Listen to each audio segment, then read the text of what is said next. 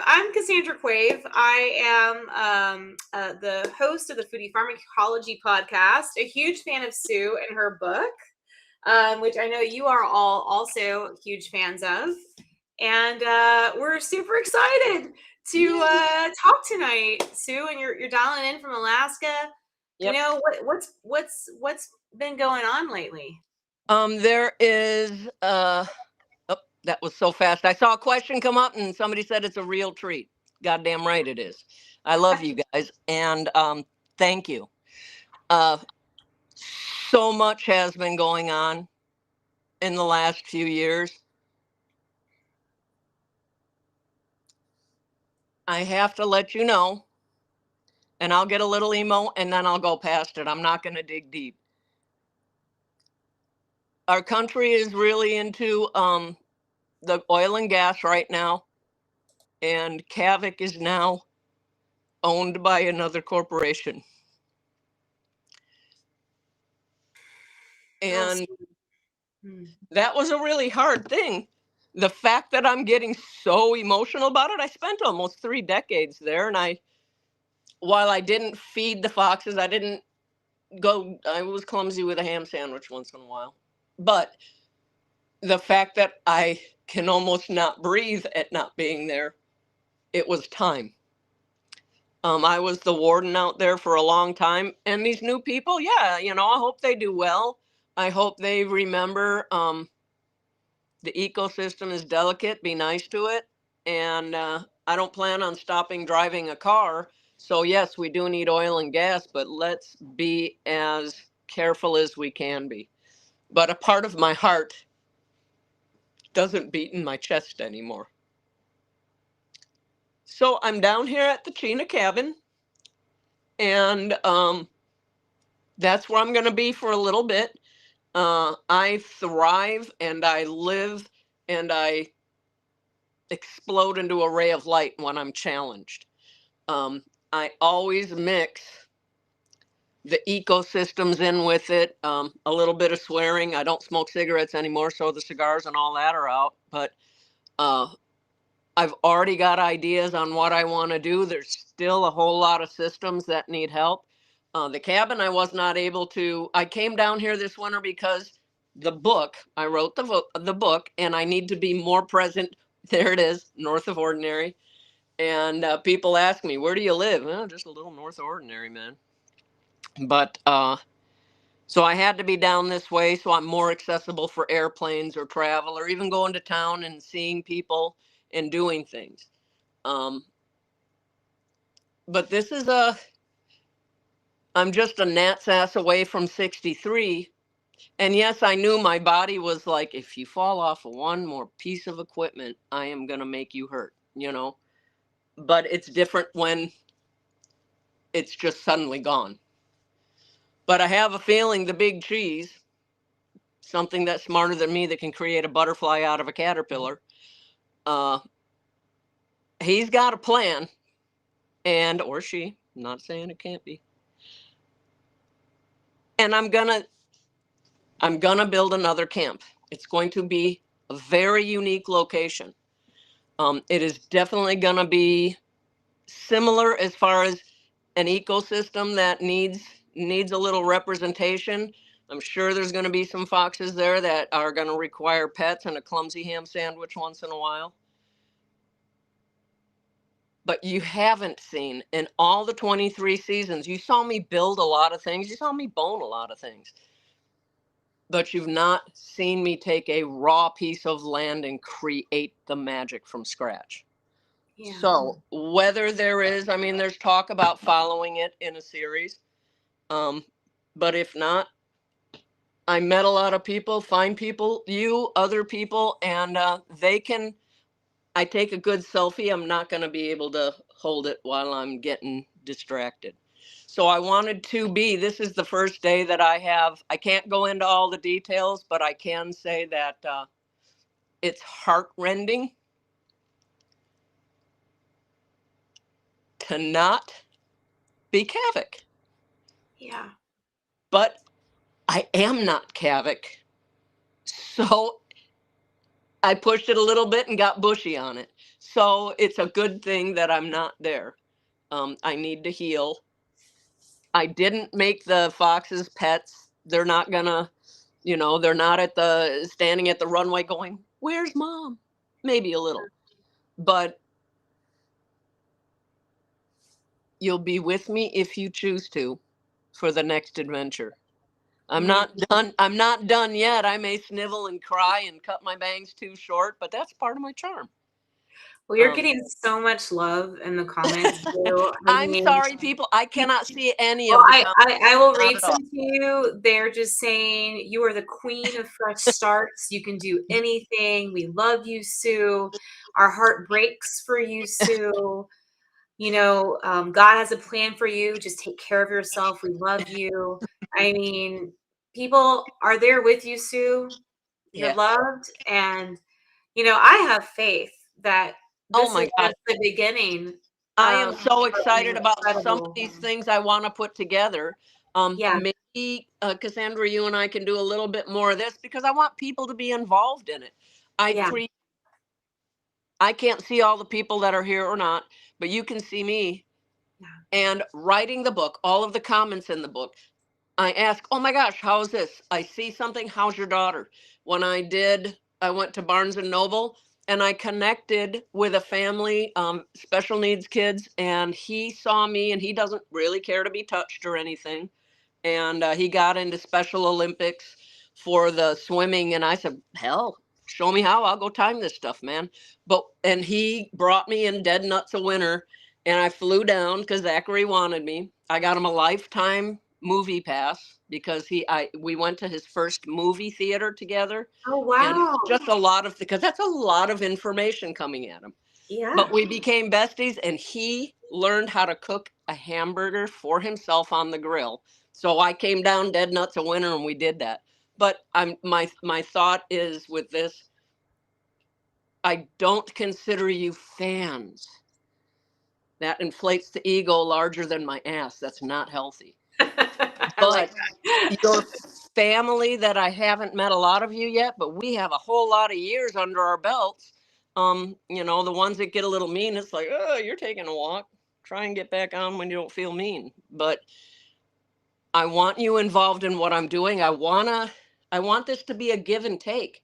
And when you see where I want to do this and how I want to do this, the National Park Service is getting on board with me, and where I had said, going with the book to do. There's nobody arranging all the book tours and paying for me to fly around. I'm having to do that myself. But with everything that's happening, I was telling Cassandra, as you read in the book, my mom, one of the most intelligent people you're ever going to meet, one of the cruelest. I did never walk a mile in her shoes, let alone across the kitchen floor. It was very violent, but when she abandoned me in Alaska, at first it was unbelievable. I have a tattoo of the raven here, George, Yeah. and he helped me. And at first, my first words in the book, my first thoughts were alone, alone, fuck, alone. And here's this bird, and I'm like, "Peck my eyes out, man, just do it, you know." And the bird ended up coming close. I got a little scared. He fluffs his wings out, put his head on my chest, and hugged me. And I went, "Oh my God, I'm alone. I don't have to be afraid anymore." Bottom line, when she left, it's not how I would have scripted it, but I didn't hold it against her. I don't know what she went through to make her that way. And I highly doubt I'm ever going to be judged by anything that matters to me on what happens to me, but how I react to it. Yeah. If I you think that, react with grace, even in the hardest of sometimes your reaction needs to be, but most of the time, if you can do it with a little bit of grace, and if you can't, guess what? You don't have to, just because you've been invited to an argument doesn't mean you have to attend. yeah. Back out of it. But Let's, you guys, when you see what I'm doing, the National Park Service for the book, they wanted to offer me, "Hey, if you want to hit the national parks, we need help yeah. getting the people to fall in love with us again." And I'm like, "Give me 10, 20 spots. We'll be there, man." And that's going to be part of it. And it's going to be wonderful, but I'll take your opinions. And you can even help me build. This is going to be fun. It's amazing. I think there's so much in your book that resonates with people, Sue. I mean, I think all of us at some point in our life have felt alone like that. I And don't what have a was, Kleenex, so I'll oh, change my shirt okay. tomorrow. Trust me. It's like, but I think what really struck me reading your book, and I know all the audience here are fans. They've read the book, they've ordered the book. Thank you for your support of Sue's great work. I think, for me, I can say what really resonated is how nature came back to heal you, right? And yeah, tell us a bit more about your relationship with nature. I think that's one of the draws, the Kavik and the foxes and your friend the crow. Like, Yeah, when what I can we was learn very from that? young, my mom would she brought me to North Dakota, leaves, and I met a gentleman. There were two gentlemen. Pat White was one, and Wasu Duta was another. This is in Fort Totten, North Dakota. Um, but Pat White really took me under his wing. This is Pat White Senior, and he was an older gentleman, but he would take me out in the fields, and he was a shaman. So was Wasu Duta. Wasu Duta was extremely well known, just powerful men. And I would bake chocolate chip cakes. I've always loved to cook and bake. It's therapeutic for me. And but we're out there in the field. He would make this sound, and all the wild horses and the buffalo would just come in. And I'd try to do it, and yeah, no, it didn't. I finally got it. But he sat me down and he said, Susie, you're not going to have an easy life. The animals are going to be important. I'm going to teach you things. I'm going to show you things. You're going to need to know it. And at that point, the big dump hadn't happened yet. But I remembered everything he said. His family gave me from the Trail of Tears. It's a necklace from the Sundance, the last Sundance that they legally allowed before. I think they reinstated it now. But I have on white buffalo leather. It's a beautiful necklace. I have it encased, and it's in a temperature controlled thing. But I've been lucky over life to get to know some of the animals. The raven has been George. I called him George because I had just seen in Chicago that cartoon where it's like, and he will be my friend, and I will call him George. And so, but George, and the cabin that is, I call it the no-tech cabin, that's the same cabin I found. So right here, I'm looking out my window at the cabin that saved my life. And that's why, as a retirement cabin, this is a big touchstone for me. It saved my life. It was falling down, but it did it. And now I'm able to save its life and bring it back.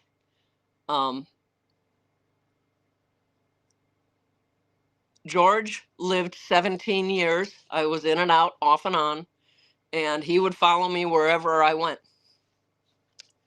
But every time I lose a George, another one comes up. And I had one when I left Kavik. There was George, Georgette, and they had a Georgie. I came down here, and in the dead nuts of winter, here's a mated pair of ravens and a juvenile. And I'm like, oh my gosh, how cool. I highly doubt it's the same ones. But for whatever reason, maybe they figured I'd need extra help this year. It's a sign. I don't always understand human nature and the propensity for cruelty. I put up a post recently how somebody made just a pretty awful gesture on there saying, what the hell happened to you? We saw you with the long hair, and then all of a sudden you got this bright red. You looked like a Chucky doll. Topped it off, you had overalls. And I'm like, man, you're a miserable little sot, But I talked about how the story behind that was a young girl with cancer that wasn't going to make it. We all had hope, but she wasn't going to make it. She couldn't afford the wigs, was not going to be alive long enough for it. I dyed my long hair. It was kind of a brownish, not as much gray yet. I took because she couldn't get here in time for the Northern Lights. She got sick again.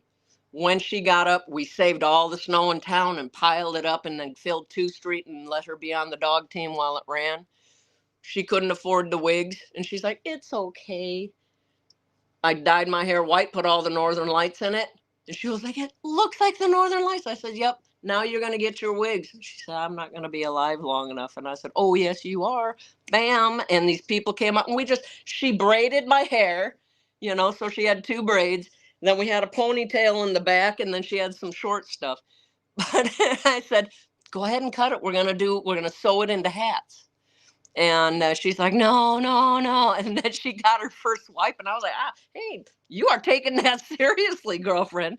But that's how I got the super short hair. And she says, ooh, you'd look good and just fire red. And I'm like, ooh, okay. But it went brassy. I don't understand this gentleman that just made the Chucky comments and how horrible it was and whatnot. And I said, this is the story behind it. I blocked him, made sure that, he couldn't retort anything. And I'm like, yeah, it's not okay to do this to people. But like when I got to Kavik, and it took years, and the foxes friended me. They have to make that choice. Did they come in and sleep with me? No, they have such high metabolism. If they're in a house for even a few minutes, they're like, and they're bouncing off the walls. I leave the door open, and they have a choice to come in. Scooby wanted to be an inside dog. But it was like, no, you got to go out, dude. But they, in their own ways, saved my life all the time. I've gotten to know the animals. The animals are fairly predictable. They have patterns. You see certain patterns. You know that instinct is going to tell them to do this. People don't do that. I can't look at this whole wall of people coming down New York Street at me and pick out the Jeffrey Dahmer. I can't do that. So it's unsettling to me. Now that I'm here and I'm at the cabin, I've got half of Kavik stuffed into the cabin. I'm already a hoarder. Oh, This is it. Then I can show. I've got full-size bears in here. that's amazing.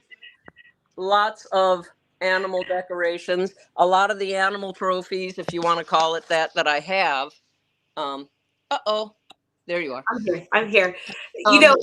This leads into a question, Sue, that Okay. you've got a lot of comments about how much they admire your perseverance. And there was one question I want to make sure that you saw, and it's, you learned how to hunt, how to trap, how to fish. What's the hardest practical skill you had to master on your own? So I think that's, you show people it can be done. I mean, you were just a kid, like, and you learn these things. I'm challenge driven. I don't like, who does like, okay, maybe there are some, don't tell me. People that, I'm not a person, it wasn't comfortable when people exerted their control over me when I was young. It was painful. But I challenged myself to get over it. Only thing I haven't challenged myself on yet is when I got tied down and had the live snakes put on me. I still freak out about snakes. I'm not able to get over that yet. Stay tuned though. But I was afraid of the dark. Bad things happened in the dark as a kid. So in Alaska, we tend to have, and especially up by the Arctic Ocean, a lot of months of complete darkness. And it was challenging for me because I spent a lot of years in Alaska. Beyond 2, I love to travel. But sorry, I got something on my phone buzzed. Takes my mind off of it. Putting myself out in the dark, I needed it to become a comfort zone, not a fear factor. First step in doing that is saying, okay, be brutally honest. The show, when it first started, they asked, okay, we're going to ask everybody, what is the most important thing you can bring to the ark? I took off my glasses and something came up and I couldn't see it. But it was just comments of people saying how cool all of your stuff in your cabin is, and they said it's not hoarding because it's just such cool stuff. So. There is. I was very proud. On the show, you don't see me catch fish. You do sometimes, but not like everybody else. You know, they whistle and they like jump in the frying pan. But I was trying to explain to somebody the Kavik River. There's a few really deep spots, but a lot of it is braided and shallow. It's frozen underneath, so it has to spread out wide. Well, what you don't see is when I've got my pole in my hand and I'm casting. Well, somebody is over here pointed at me, but they're standing in the river. There's not a lot of fish you're going to catch when somebody is there. And it took a while for us to find that rhythm of, yeah, no, we can't do that. How are we going to get the shots? We can do this, we can do that, and then we can do it again once we got the stuff in the can. But I took 2 fish that I was extremely proud of. All of you out there, I try to support your businesses. I've always wanted to learn how to blow glass. I make stained glass. I do a lot of art. I do carvings. Well, you got carvings. Oh, wow. You did that? Here's another one. Beautiful. Yeah, I like doing all kinds of stuff. I'm very. You do realize that's I'm not not always the good thing. at. People can just do all these things, right? Yeah, I am not always good at art, but like here's one. It's George. Yep, it's George, and I'm using mixed media. I had other feathers, Uh-huh. and so I'm using mixed media on it. But I had these fish that I caught, and I was super proud of them. They were huge. I can get fish, and I have like a 28 Bill, I'm not letting you out right now. We've got a great picture here from our producer. Oh, Awesome. cool. Yeah. Look at that. Beautiful. Yeah. And that's just right outside here at the cabin. But I took 2 of those fish. One of you guys does glass blowing. Incredible fish glass blowing. And so I like to support people. I've been blessed with the show. Pay it forward. Money is only, it's like manure. The only good it does is when you start spreading it out, encouraging young things to grow. And so he blew and glassed these 2 fish, and then I've been welding together little stands, and I still got to put those up. Wow. And then throughout my whole property, there's people that come by and they bring their kids. I have a lot of kids that come by, and they want to go for a walk. Well, you go on a walk, we're gonna see what's out there. You know, bring your pistol. And I'm like, bring your parents. But we walk around on the trails, and I make little tiny paintings, or I collect them from anywhere. People send me things, and I'll go and I'll put them in the trees. I make the little gnome houses and the fairy houses. And they go in and houses. Mm-hmm.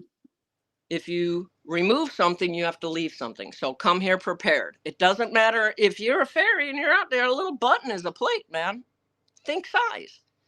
You know, so I have things at kid levels, things at adult levels, and it's pretty fun.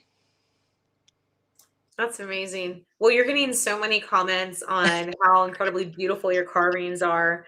Oh, thank you. Yeah, I love how you integrate nature into your art as well, and the different mediums. So you're doing mixed media in your art with George. You've got carvings, glass blowing, welding. Oh, awesome! Look at that. Beautiful. All my stuff here. We have got, now this is going to be the height of holy shit. That's a mess, Sue. Let me see if I can get up on my bed. Here is the original Foxy that I had somebody paint. Beautiful. The original 2 foxes, Loxy and Foxy. Loxy and Foxy. This was a friend of mine that painted this, but it's from when I used to have the dogs and was camping. Yeah. There's the polar bear. I've got 2 caribous there. I got another bear here. Oh, wow. There. And I have Bill. Oh, that's great. You've got all sorts of company there, Sue. I love it. I love it. You know, one thing that has always it's not bedtime.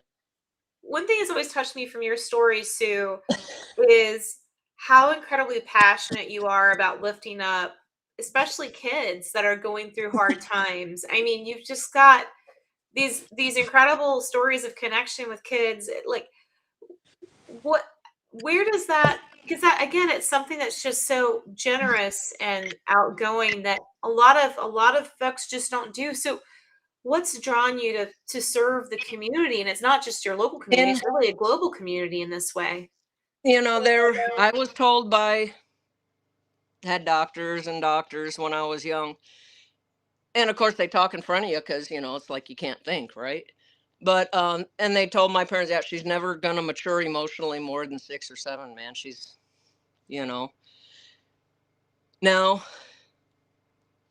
I listen to that.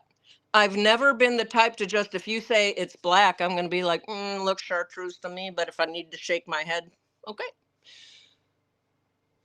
And I heard that and I thought, oh, what the hell is he talking about? Now, he stipulated emotional maturity. I'm, and I'm not like tooting my own horn, but yes, I am. I find, if I'm being honest, I am highly intelligent, not highly organized. I skip from subject to subject to subject to subject. I think in pictures.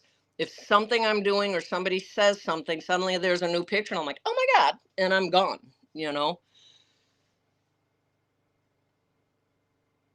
Part of, I love to help kids. I love to help other people.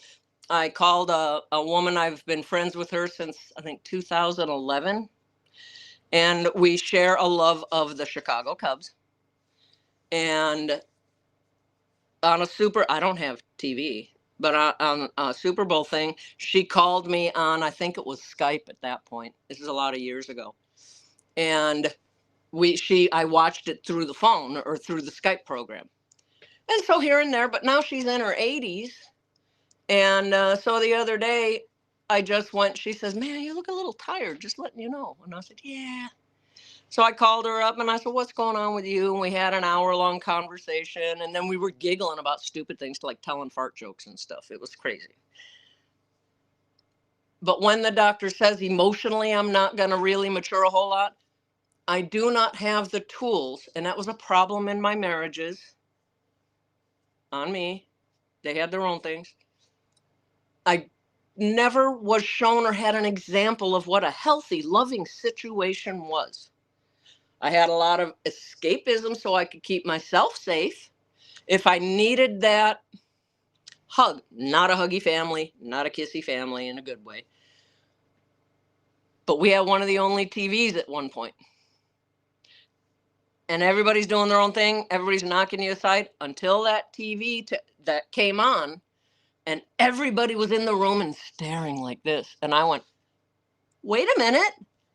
All I got to do, I stacked things up, got up there. I was toddling, and I have a picture of myself, one of the few baby pictures.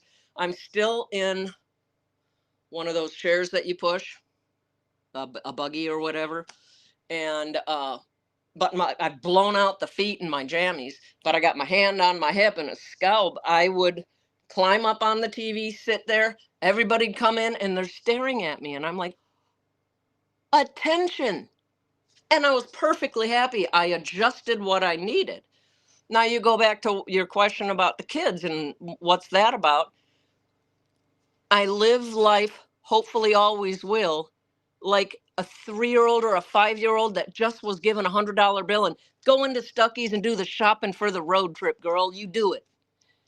I love And it. you're so excited. And ooh. And I see little kids, even teenagers, if you get them talking, they're so excited and they don't have any breaks. And maybe people don't listen to them. You're supposed to be seen, not heard. Mm-hmm. But there's such natural flow to joy. And I dig that. And so I get down there, it's like the little boy from Texas. I was doing the recording for the book, the audio recording. And I got the notice that, our son went and saw Santa, call. And he was asking Santa if he could bring, I know you live next door. I've seen the picture she puts up about You're the right next to Santa. Yeah. And he's like, I can't give you a human. And he's like, no, but you go up there. She helps pack the sleds. You can use your magic. Just get her. I want her to see where I live. I want her to see my cows. And I was like, well, I got to go there now. And we had the best time.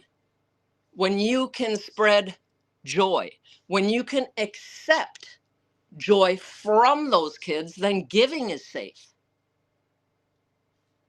I never had a safety net for giving myself to people. Animals dug it, and they still do. So, Yeah. yay, go team. I'm going to keep doing that.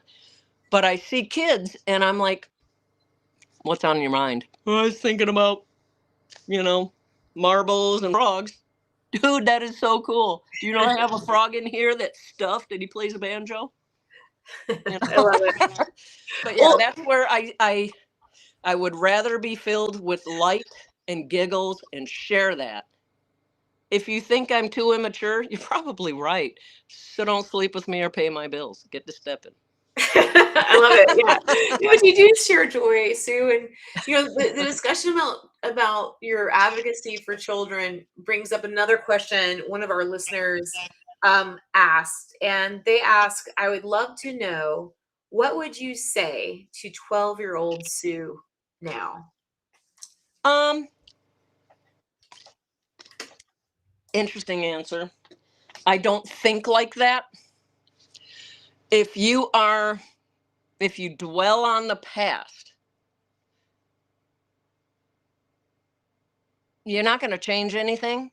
The only place you're not present is today.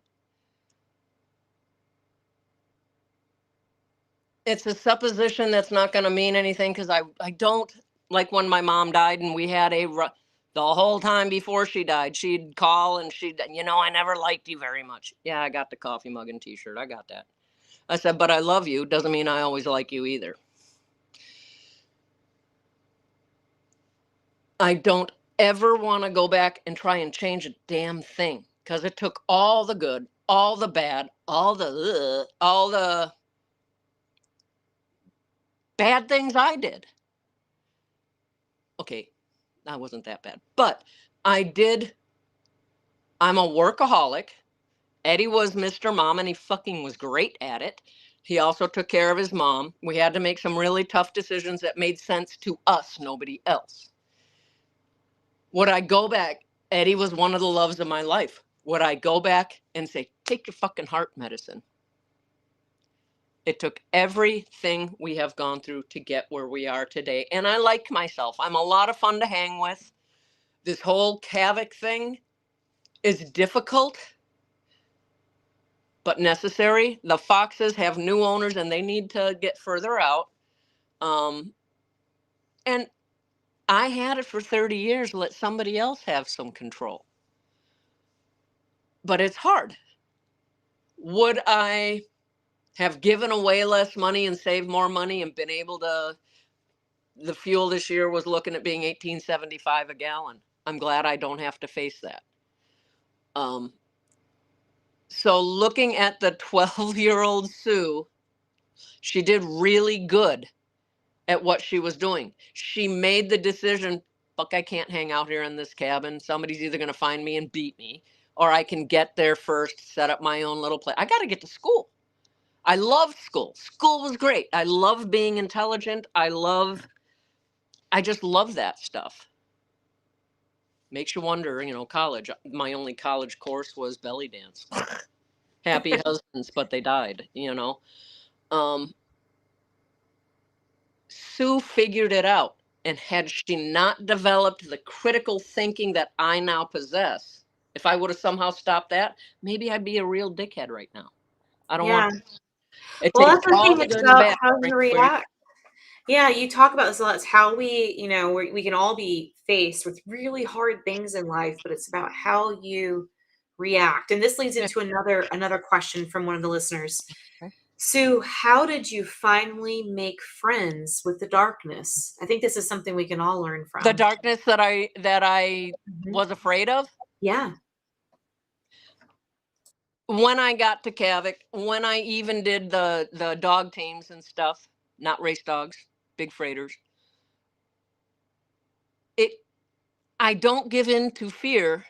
Fear is a chance. You're afraid of something because you don't know enough about it. I need to educate myself on it. Being in the dark, dissect what the hell you're afraid of. What are you really afraid of? For me, there was a lot of unwanted things that happened in the night when I was young, in the dark. That's a big part of the seed of that tree of fear that grew. Going out into Kavik in the dark, it's going to be dark for a lot of months. Toots, figure it out. There will be wolves running. There will be bears running. How be prepared for the challenges that actually may show up. The ones in your mind, no. Sometimes if I heard the noises or whatever, if I felt uncomfortable, trust your inner person. Your inner person, there is a natural, I think they say there's some gene somewhere, I don't know, that your fight or flight. Oh, it's from when we were hunter gatherers, or dinosaurs are like, I'm going to eat your head off. Oh no, I'm going to run. When your body says, there's some fucked up shit outside, don't do it. I mean, I'll hold the door open for you, but I'm staying back here. So your common sense ain't joining your ride. And I pushed through it a couple of times. It was scary. There was a Wolverine that I even had the film crew there when this happened. I'm like, I can smell it. I can, and they're like, okay, Sue, you know, and we go down into this ditch and it just exploded right above us. And I'm like, okay, well, let's get back closer to home. Your body will try to warn you. Yeah, you might not want to go down that dark alley. Just saying. If you do, be appropriate about it. What can you do to help yourself be stronger, better, whatever? And sometimes the answer is don't go. Getting over the dark. I didn't have electricity. I didn't have a lot of light. When the moon is out, it's just like daylight. Make friends with the most fearsome things you think are going to happen. And answer the question, could I die out here? Yes, absolutely. Huh. Could something spring up and it's just suddenly over? Absolutely. It could be so cold. I could lose everything. I made that walk every 5. Was it legal for me to leave barrels every 5 miles? No. It was to protect myself. So I did it anyways. You can, 5, most people have 5 fingers on their hand, 5 digits on their hand. If you're walking, you can count that down. If I have to go the 100 miles to Prudhoe Bay over the snow and 50 below, I'll never make it because your brain can't, there's no way to count it down. You think you've gone 100 miles and it's like, bitch, you can still see camp. No, you're just being scaredy cat. I always knew it was a distinct possibility. I'm probably going to die in some really freaky way that I don't anticipate. I don't want to, but I made peace with it. Is it okay if I go? Yeah, not a lot of choice. Why be afraid of something? There's not one person I've ever met that's gotten out of this alive. So the odds aren't good that I will. Once you take that away, then you explore, how do I keep myself safer than just walking out and scratching my butt? You saw baseball bats all over. I've got them here too. And this is the Kavik Sioux edition of the Louisville Slugger. Wow. So yeah, that's how I got past it. And being honest, there are times here in the trees. Kavik doesn't have any trees. I haven't been living around trees for a long time. Yeah. And bear came through, ran off. I went down. Camera crew was here. And we're looking and looking. We can't find him. And I took the head of the cameraman and I went, he's in a fucking tree. It's not just looking on the ground or behind stuff or whatever. Yeah, yeah. It's also up. What the hell is that about, you know? But you're only bored if you want to be. Yeah. Yeah. Well, we've got a question from a 6-year-old on the line. I want to make sure we get to her. So, and her question is, how can I be more brave when I'm shy? How can you be more brave when you're shy?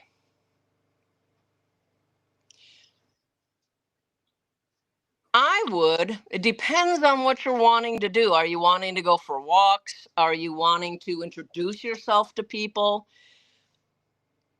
At some point,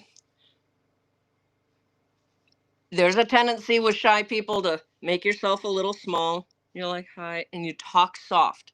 You make yourself small because maybe if they don't like you, then they're not going to see you or notice you. Practice. If you go to church or something, practice sitting with your shoulders back, your head up. Raise your hand once in a while when you even don't feel like it. We used to have a class called debate class, and they teach you, you don't have a choice. You got to get up there and talk. Practice it with yourself at first. If you're afraid to make friends because you're afraid they may not want to, a lot of them won't. Don't give up, because you'll get more comfortable with it as you grow. The shyness you can practice, like I did with animals. Animals give you a very honest, not emotional reply. They can let you pet them, but talk to them, get used to talking, and then sit down and go, I'm afraid of confrontation with people and being rejected. So then what aren't you afraid of? Talk to yourself. Well, I love spaghetti. Do you know how to make it? No. Ask mom. Mom, can you show me how to make spaghetti? When you go to meet somebody else, say, oh, I cooked dinner last night. Mom taught me how to make spaghetti, and it was so good. And they're like, you cooked? I don't cook. Oh, we can go to your house, and if your mom says, cool, we'll show you. Find your strengths, acknowledge your weaknesses. We all have them. And then work between the two. But if you start talking even with yourself and you start learning things that are interesting to you, guaranteed you're not going to turn 30 years old and not have a friend, because they're going to notice you. You're going to shine because you're developing confidence. Your shyness dissipates and your confidence grows. I love that. I mean, I talk to I plants all hope the that time wasn't too too. bad. Try your Yeah. stuffed animals. I mean, Yeah. Animals, plants, nature is great. yeah. And I also want Gardens. to You do the gardening. Plants love gardens. I mean, excuse me, plants love to be talked to. Plants love music. Pick wisely. Not all of them like, heavy metal. Some do. But find something that you get a little tiny seed, talk to it. If you're things you're scared of and you don't want to talk to people, talk to your plants. Pretty soon you're going to have this garden that is phenomenal, and somebody's going to be like, this is yours? Yeah. That's a peach. Do you want to make a salad? I don't know you, but you've got it going on up here. It's just the connection when you present it to other people. Get over the fear that they're not going to be chummy with you at first. They're not. Accept it. Because they are not experiencing what you're afraid of.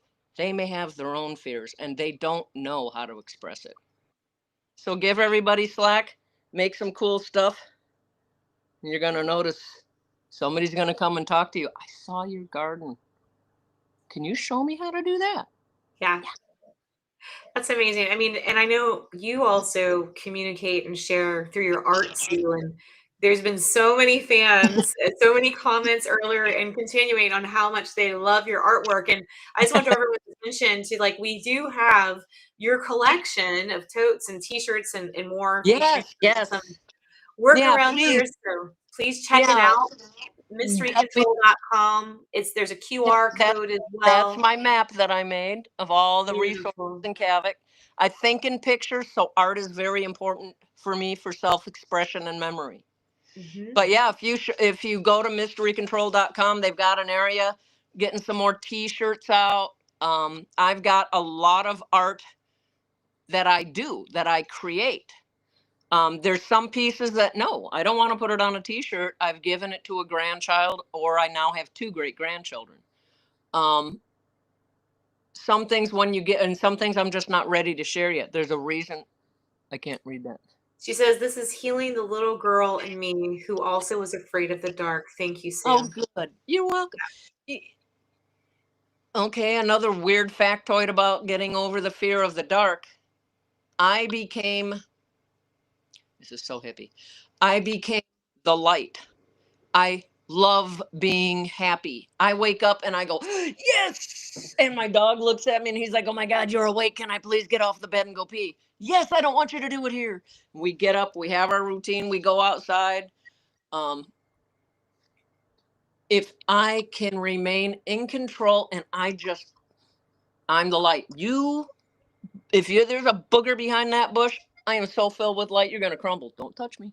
I'll kick your ass. You have to find something in yourself that you consider light. That's And bring that amazing. with you. Mm-hmm. Well, I think one other comment I saw earlier that I wanted to get to is this comment that your book balances raw hardship with Sue's specific brand of humor and wonder. Yeah. Was there a funny or even absurd moment in the wilderness that still makes you laugh? Yeah, there's a bunch. There's one that's in the book, but I don't think in the world of editing, I don't know that, you only get so many pages. It's not War and Peace. Nobody's going to buy War and Peace. But when I was very young and I was first here alone here at this cabin, not this cabin, but the little one, and I got berries I could figure out. And I was going to pick the berries. And I come down and around this bend, and here's this bear. And at the same time, the bear goes, roar! And it lit out as fast as it could. And I lit out the other direction. Ah! It reminded me the picture in my head that I got. I was very, very, very young. And I don't know why we were in Las Vegas. I have no idea. I was in Las Vegas. Some of my brothers and sisters, we got put on an airplane flying back. This is such a weird story. This goes along with the little kid running off and the bear running just as fast the other way. It was so cartoonish. And I stopped and just fell over giggling and drooling because it was so silly. But I'm in the airplane, needed to go to the bathroom. Stewardess takes you up there. Just go. Just go.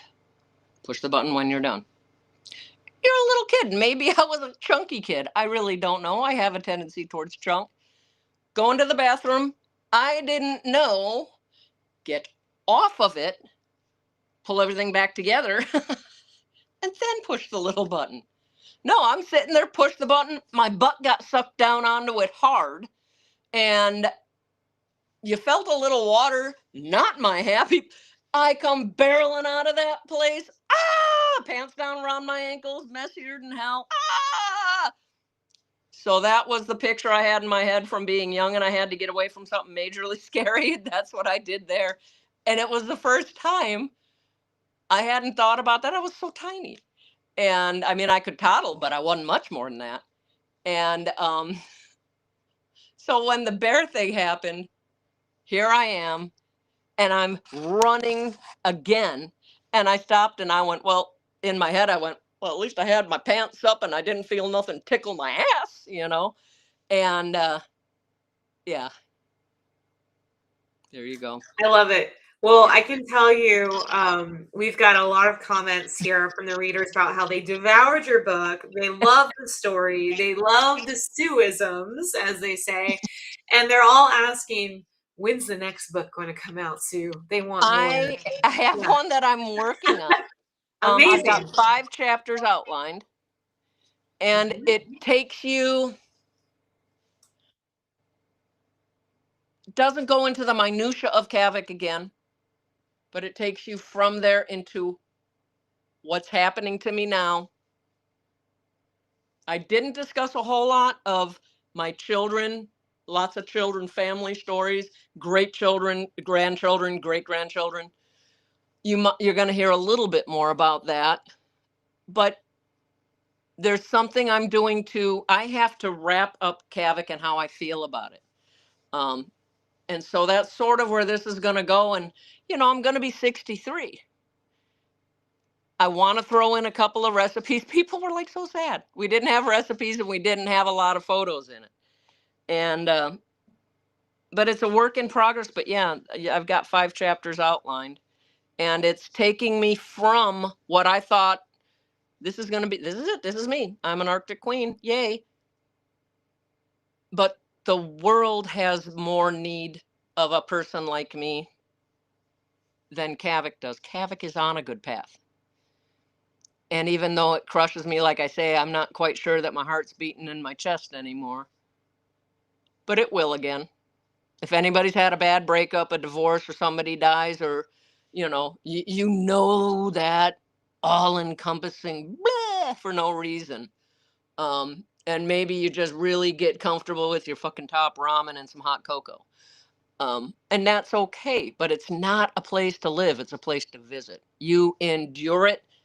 What am I getting out of this? What do I want to do next? Because just having fat ass syndrome ain't going to do it. And so that's where it's going to go. And we're going to all work together to make this next project go. Amazing. Well, if there's anyone that's well equipped to jump into the unknown and do something incredible, it's you too. There's lots of enthusiasm about your national parks ideas. We're Yeah. getting suggestions of parks. Oh, you've got to come to this park or that park. Yeah. Let's explore Well, it together. and that's the beauty. There are so many of them. Yeah. I mean, I've got a 1967 VW Bug and an old teardrop trailer that went with it. That's the perfect thing to go cruising down Route 66 and see in America. Throw up some tents, get some marshmallows out. At this other place, this other camp, I envisioned a really big ring for campfires, and we sit around it doing the old fireside chats.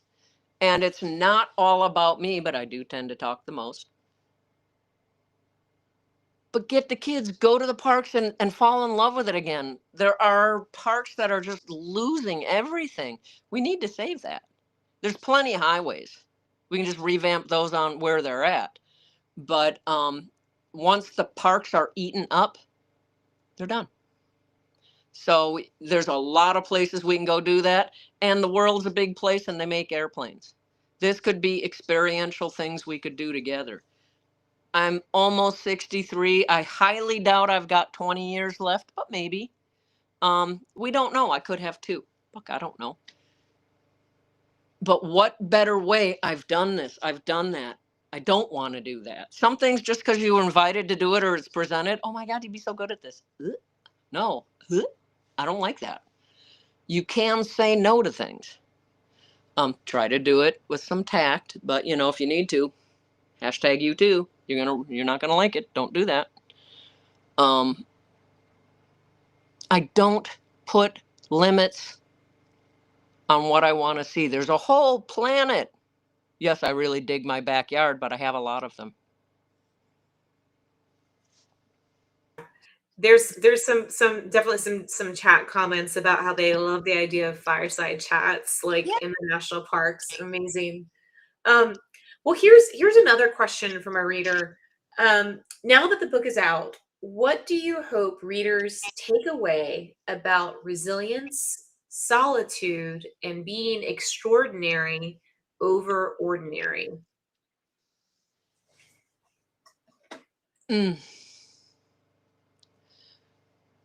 I don't know how much deep thinking I go into in my head about what I want people to take away from it. That's a personal journey.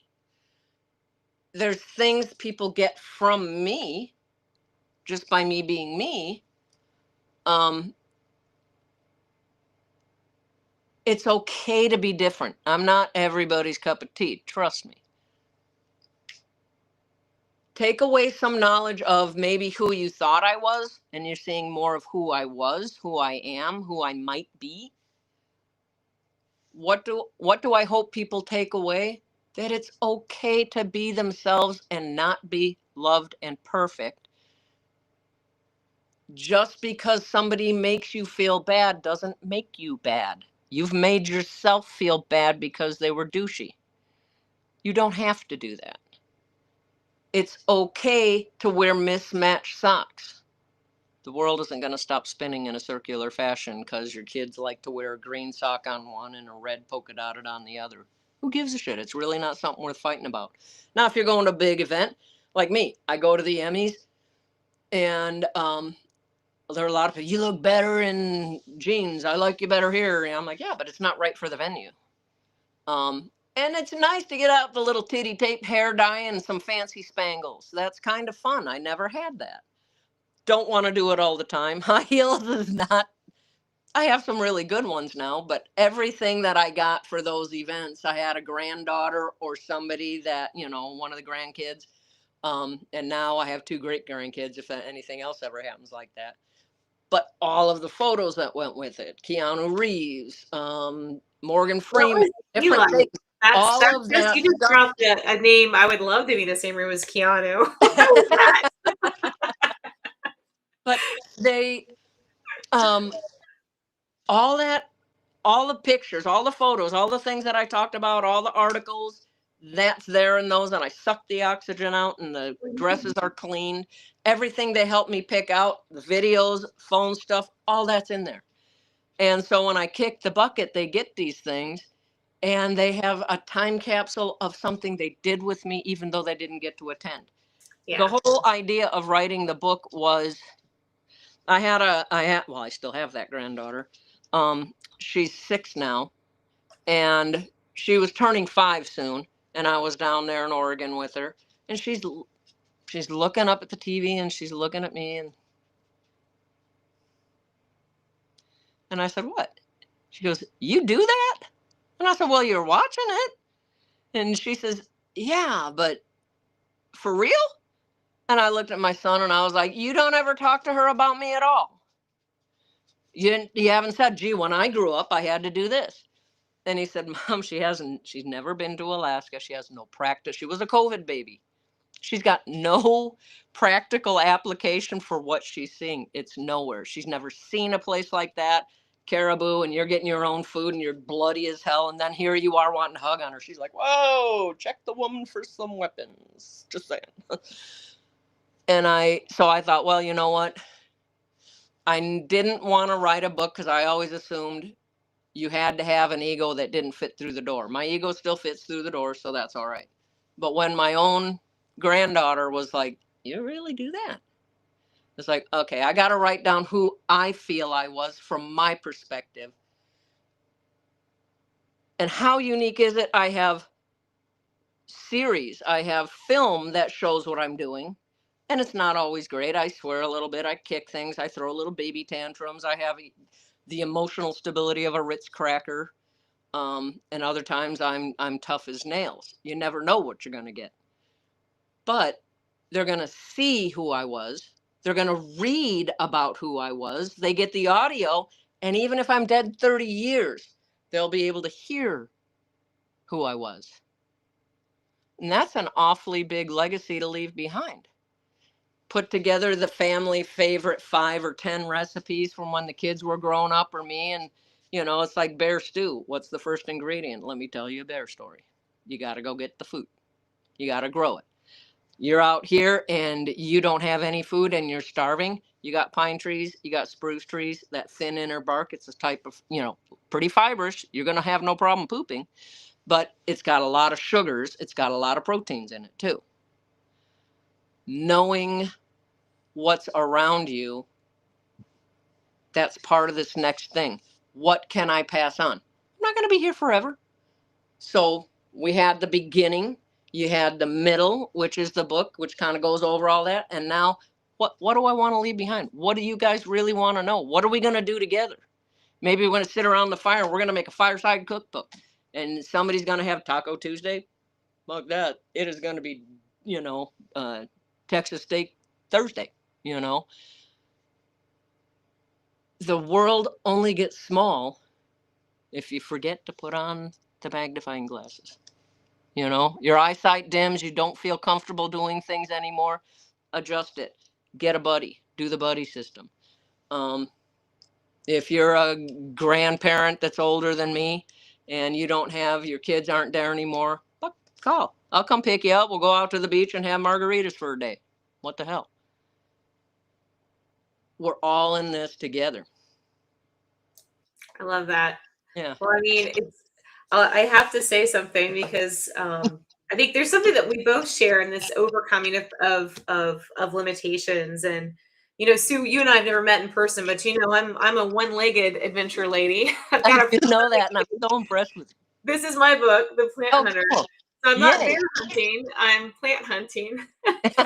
But I did out there with the prosthesis, and I think there's a lot of similarities in our journey Well, of you were over. doing so much traveling too for so. Yeah, I mean, Yeah, and I was so impressed. it's hard, I mean, I've worked in the Amazon and had sores on my leg, on my stump, and couldn't walk. And it's not good to be in the Amazon when you can't walk. Like, you know, there's there's so many parallels, and I think what strikes me is, this is just your life. This is how you live it. The same with me. It's just what I know. It's what I Yeah. do, right? It's how I live things. But for so many people, it's just so inspirational. We all face challenges. We all age. We all eventually face chronic disease or pain. And you've had a lot of questions here. I mean, your body's been through a lot, Sue, too. I'm thinking in particular of the grizzly attack. And yeah, so I a lot of folks are asking, how are you? Like, I how are things going for you health wise? health wise, I have oh my gosh, I don't even know if I can show this to you or if it'll show up. On my foot, I have a big lump, and they want to take it out. They think it's a ganglion cyst, but I fell from 22 feet flat on my Oh, landed flat on my feet and went over and broke both legs. ah, Stayed there working. I had this is a Cavic, and I had the Dakar Road Rally drivers and their wives coming over. They didn't speak much English; they were French, and they had never done four wheelers or anything. And I had wine tasting, all that stuff, but nobody else spoke French. So I went. They put some soft casts on. They had no room. They couldn't get me to the hospital. So I said, and they said, just get a hotel. I said, I live in a hotel. No. So I came back to camp, and I was doing okay. It was very painful. And then the crutches found a round rock and took off. And everybody in camp heard the other bone snap. So then I had to go and rearrange a plane. But anyways, they removed some bone spurs from the right foot. They never did on the left. So I've got to have that worked on because it's quite painful. My lower back, I still, when I elected to do the fusing on the neck, they wouldn't top and tail me. They wouldn't do the lower part either. I had to choose. This was more important. But the doctor thinks I may have pulled some of the screws on this side. And I'm not saying he's wrong. I'm just saying I can't afford to have it looked at. So I live with Tiger Balm. This winter was brutally cold, and mm, I'm experiencing. I have a lot of rheumatoid arthritis that goes on, and I deal with it. And I take my little, hippie cures that I make. Um, but I had to call. It was yesterday. I had to get to town and get I forget what kind of steroid it is, but they give you to help with the inflammation because yeah. I can't quite close my hand. And I need to be able to do that. But the neck is so sore. So I'm going to have to, one of the things this summer that I'm going to be doing, without being able to do the Cavic thing, uh, I am going to be going down to Southeast Alaska. You've seen me take a couple of fishing trips down there. I bring kids that I have helped, and when Yeah. they're in remission, we go out fishing. And occasionally I'll have a little family member or somebody come out. But they need a cook, and I need to make money. So I'm going to go down to Sitka, and I'm going to be working for a company called Peril Sky. He's the best ocean fishing captain I've ever met. Third, Amazing. fourth generation Tlingit in native. And I mean, he's got all the stuff from his great grandpas and his great grandpas and the elders. And he can look at stuff and go, right, we're going to have to go out to 1,600 feet, drop them down because we're going to get the big ones. And I'm like, yes, we are. And people can go fish there. And if they want to fish with Sue, there's a stipend on that. And then you got to be real happy with Cheerios, because if you have me out on the water all day fishing, guess what I'm not doing? I'm not cooking. The So, cook doesn't cook, but you get to have but fun that'll too. be a good break. It's a good scenery change. Oh my I gosh, like yeah. whales. I used to have a big sailboat, and I sailed around when the kids were being homeschooled when they were little. Mhm. um, Eddie and I got a boat, and we took them around. And how do you show the bioluminescence? You bust them down. Kids, get down in the head, and they get down there, and it's all dark, and they're like, "What are you doing?" And you flush it, and all the glowy dots are around. What is that? I said, "Let's go throw the crab trap in." I'm the eternal. Why do I get along with the kids? Because I'm a kid. Yeah. Happiness is a good thing. Shining a light from your soul out. Being Mhm. happy is a good thing. I also get sad. It doesn't overcome and overtake me often. It will take me a while to not worry about the foxes and the birds and fucking plants and all that. But I will. I have the attention span of a flea. As long as I have something else that I can pour my soul into and make better, I'm happy. I make a good nurturer. I don't think my kids would say I was the best mother on the planet. I was the best working mother on the planet. Mhm. We all expected, because I do the Jane Wayne shit all the time. So we always figured, I jump off of cliffs and glide. Then we made buddies made the wasp system, so you had powered hang gliding. But I've always done unusual things, and I'm not afraid to try. So it was natural for them to think that I would be the first one of the parents to go, but it was Eddie. But my day is coming. I got to pack in more cool shit. There were some earlier questions about Eddie. I want to bring one up because several listeners commented how much your love for still shines through. And one question in particular I thought was good. If Eddie could read North of Ordinary today, what do you hope he would take away from how he was portrayed, your shared years, and the love that clearly still echoes in your writing? Again, I don't think of what I hope somebody's going to get out of it. I Yeah. did the book for me, Yeah. as a gift for the grandkids on who I was. How you take that is your business. It's just like telling somebody, "No, I didn't hurt you." You don't get the right to say that. If you felt hurt by something I did, I don't get the right to say, "No, you didn't." I need to clam it and go, "Tell me how." Wow, I won't do that again. I'm sorry. Um, but Eddie, I am an awful lot in a little bitty package, and I always am. Um, but Eddie was always proud of me. Parts of his family are, like I say, 666 right across the forehead. But his cousins and I'm still very close with a lot of them, his aunts, uncles. Uh, Even when he was down at his mom's and I was up there, and our lives changed very much, and we were very flexible. And if we got hurt by something, we would talk about it. But 6,000 miles is a big distance. But he would come up to it. He'd be like, "Look at what you're doing. Look at who you." I. We went hunting once.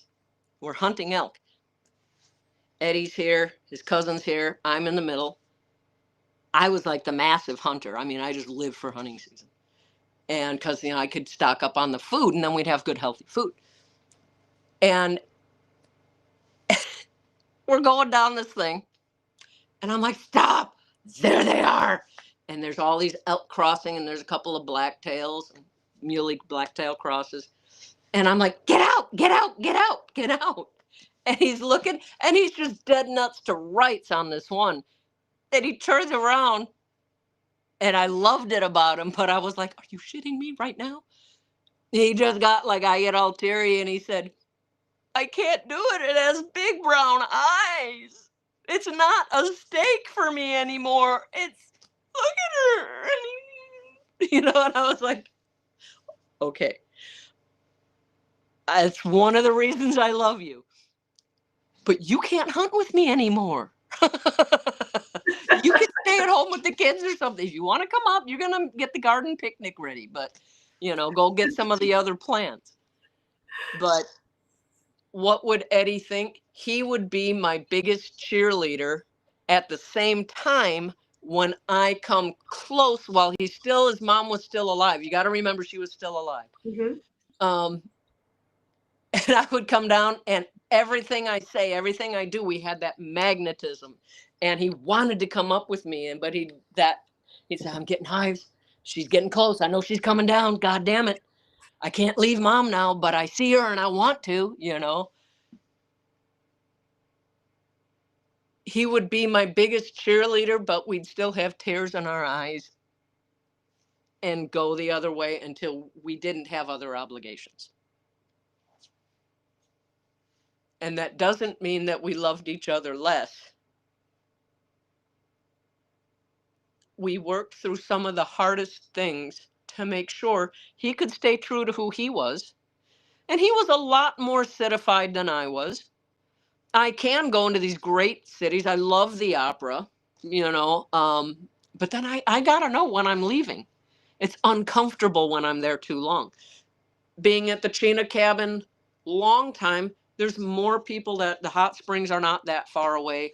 The 40-mile caribou herd came through, and I have more people. Well, I'm out there like, what are you doing on my land? Eddie and I worked very hard to make sure he had such a pure soul. He had to stick up his butt about some things, we all do.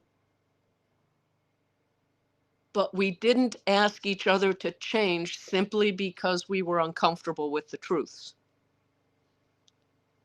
Do I miss him every effing day? But I also know that I was one tough, hard pill to swallow. I come, like he said, you come and even without meaning to, you smile and the sun is dim. And he said, and then you have so much going on and you never run out of energy. And I'm like, oh my God, I just want to sit here and watch something on the TV, chill, But he loved cowboy stuff. He loved horses, but he learned you could never tell me, oh my God, I love that. I'd love to have that, because I will pick up two more jobs and work and get it for you and give it to you for Christmas. He saw one horse and he's like, if I ever have a horse, that's the one. So I picked up another job and a half, and sure enough, there it was in a pasture for him. And he says, I can't tell you I even like something because you're going to get it. And I said, yeah, that's you put something on me, I now have a challenge. Now I have to get it or I'm, But yeah, he was a pretty great guy. There were things about him that were a little loose cannon, but there is with everybody. You know, pick your best shot and make it work. Go with it. Amazing. Yeah. Well, I've seen a couple of questions in the comments about Big Red and also Big Z. What's happening with them? Big Z. It was Big Z. I know it was Big Red. Maybe that was a typo. Yeah, okay. Yeah, Big Red. Sad little story there. When I went to go have the neck fused, at that same time where the bear bit me here, fractured the skull up here, you can still feel where the teeth went through here and here. There was an enzyme left in there. I scrubbed it out as good as I could. Later, when I finally got to the hospital, they did more. Fast forward a bunch of years, and I was on vacation, and all of a sudden, I noticed for a year or so, there's a couple of lumps, and I'm like, what the fuck is this? I'm asking the doctor. He says, oh, it's probably just nothing.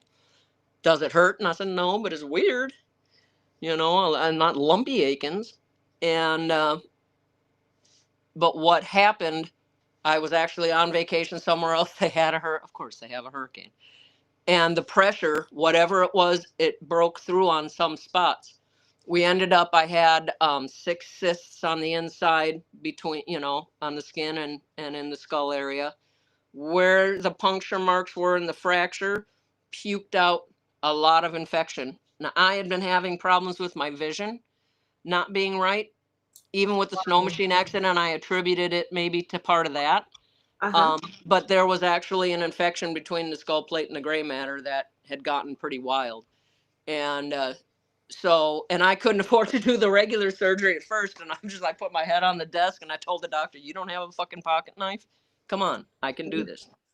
And, but it went MRSA. So I was quite a bit of time here. And I had somebody that had worked with me before staying at camp. And I said, nobody touches my equipment. Nobody touches my equipment. And people had been taking libations. They got in the Sherp. They tried to bring it up the South Hill, rolled it and totaled it. I had a 100% Ukrainian built vehicle, and it is a country at war and the insurance won't cover it. So it's going to be close to about what I paid for it, maybe a little less to fix it. I got the Porta Power, I started doing it. But when I lost Kavik, I just said, I can't afford to have it towed out. That's $30,000. So I don't have Big Red anymore. Like I say, it's been a year. Yeah. Even the difficult relationship with my mother that I had, never held it against her, didn't always care for her. But in the end, I loved her nonetheless. And I said, you know what, to change one thing about what we went through, it would have changed me, and I like me. And she was nonverbal, and she was trying, her mouth was trying to move. And I said, you're trying to talk. I said, I'm healthy enough today. I know what you're trying to say. Sue, you turned out pretty fucking cool. Yes, I did. You know, you're awesome, Sue. And her eyebrow went up. That's the only thing. And she died not that much later. Had a nephew that committed suicide. He's gone. Have another family member that has tried to commit suicide twice now in a month and a half. All while this whole Kavik thing happens. Big Red was an amazing thing, but it's not for me now. So I feel like, okay, you know, God or whatever's up there, you know, the magic bumblebee, I don't know what it is. I got it. We're taking me totally down to ground zero. I'm kind of reading the writing on the wall, man. God or whatever would not have given me all of you as family and friends I haven't met yet if we weren't supposed to work together. Yeah. I still have so many crazy ideas on what I want to do. I still have a ton of fishing poles. I still do have some side-by-sides and snow machines. It's not that I'm devoid of everything, but Big Red was like an extension of my personality. So I do miss that quite a bit. Yeah. I can't change what happened, but I can't afford to fix it. The insurance should have covered it, but there is the clause in times of war where they don't have to. So there you go. I'm sorry, Sue. I'm sorry about Okay. the mental health Thank you. struggles. I see somebody said prayers for me, and don't let your heart break for me. Let it swell with God, things that you think. What was it? There was a movie, Under the Tuscan Sun, and she is Diane Lane, I think, was the actress, and she's talking to the husband, the guy that she bought the place with or from, and she said, you know, the worst thing about divorce, and this is not divorce, but kind of, I don't have my thing anymore. It doesn't kill you. You would think you hear these things or this happens and you should drop dead from the shock. But instead of breaking your heart for me, find resilience, because that's what I'm trying to do. I can't sit in a puddle because I don't know how to get out of it. I've not been a person that gives into the sadness too much, that gives into the waking up and, oh my God, it's going to be a shitty day. You know, the universe always says yes. You know, if you wake up and go, oh my God, it's another shitty day, it looks at you and says, yes, it will be. Lots of it, you know. But if you wake up and go, my God, this is so sunny, I'm going to have the best day ever. And they're like, yes, you are. It's always going to answer yes. So don't let your heart break for me. Be so happy I have an opportunity to shine again. I have an opportunity to go and build something from the ground up. Maybe my grandkids or my great grandkids are going to be like, I want to do this with you. How do I do this? That would be wonderful. It is painful as walking on lit coals to go through. But the other side of it is, what am I going to build next? If I go to a different ecosystem, there's no, the only boundaries on what I might do are here. So if I don't have them, nobody else gets to give them to me. What if I go to a whole new ecosystem and I have to learn how to hunt things that I've never hunted? What if I have to go face to face with a snake and I have to get past that? What if I see a hopping spider? When I lived down in Mexico, I went for a 10-day vacation. I was a young teen, already out of high school, and I was hunting in Carrillo Puerto, kind of on the Yucatan Peninsula there. And we're going in there, and I'm looking further down the path, and this is the jungle, and I'm seeing this thing hop around. And I'm like, "Hey, is this? What the hell is that?" And they're like, "Narañas." And that means spider. I said, "No, not spiders, that thing." And they said, "Naraña, la naraña negra." You know, I'm like, I will see you in the bar, dude. No fucking. This was dinner plate size with legs, cowboy boots, and a bad little side eye. It was, you know, but it's something I haven't mastered. Um, I don't know. There's so much open. I don't have to have it decided today because I took the cooking job and I'm going to do a lot of fishing. If anybody's into that kind of fishing, I can definitely put it on. I've got my old website. Part of why it's not back up, I did the whole new website. I had to take it back down because of everything that happened. I still own and retain the copyright and the name for Kavik River Camp. So I may do the Kavik Southern Experience. I don't know. But I Yeah, will have Kavik Sue to be continued.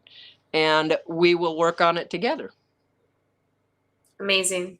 We have some newcomers on this show, Sue, that missed the top of the video when you spoke about Kavik. I don't know if you take a moment just to recap for folks that joined us a bit later on what Um, Kavik's situation is. And there were others also asking if you'll be able to visit Kavik again.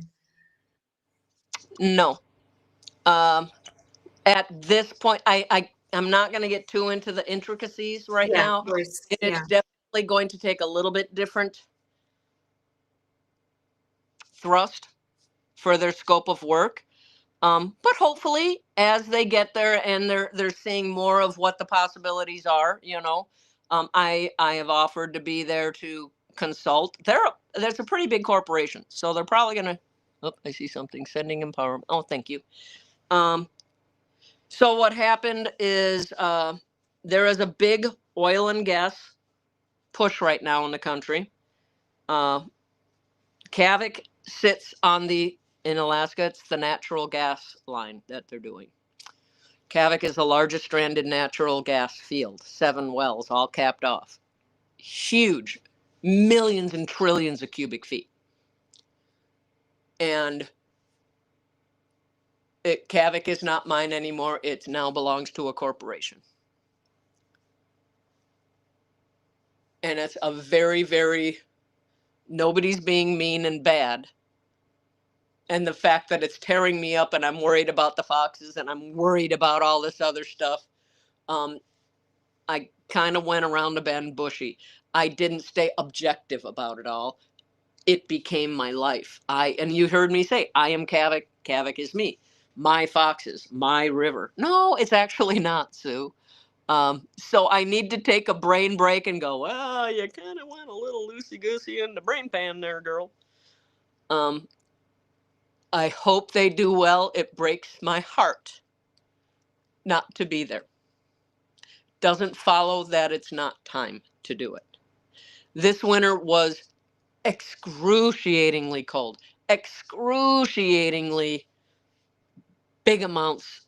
Like right now, I had a plane fly over and take some pictures of Kavik, and there's 22 feet deep in snow. That's hard. You know, I went through 2 years, 1 year in particular, where I had no oil for heat. They would not fly me in. They would not fly me out without making me pay for a search and rescue, which is $70,000. Like, no. So I went 3 months. My doggo was with me, and that really greatly affected my health. I've been tired. It's a lot to put your body through.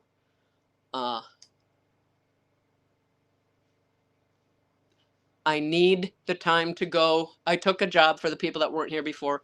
A friend of mine that has a fishing business, extremely good ocean fishing business in Sitka.